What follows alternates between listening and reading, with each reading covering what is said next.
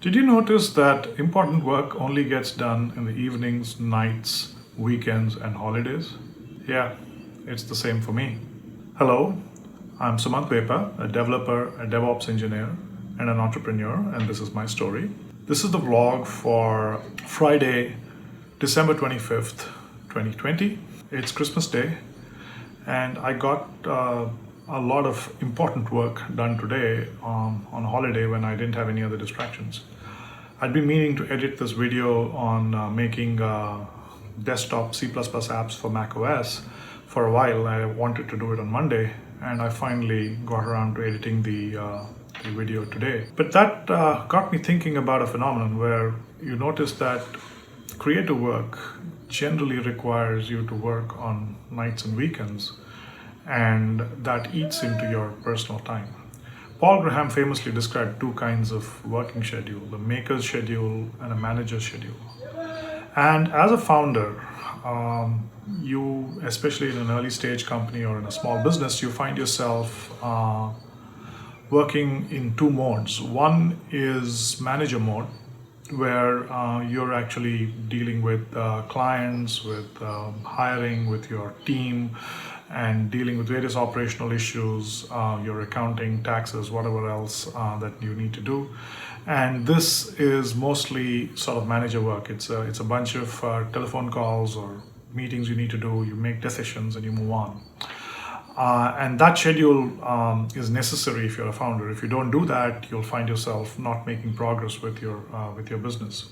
However, there is a bunch of individual contributor work, creative work that you as a founder, particularly if you're a tech founder, need to do on your own. You need to visualize the strategy for the company. You need to think through the consequences of what you're going to do. You need to work on your plans. You also need to, if you're a very early stage kind of founder, or if like me you like working on code, you need to build software, you need to write code, you need to do various other developer things.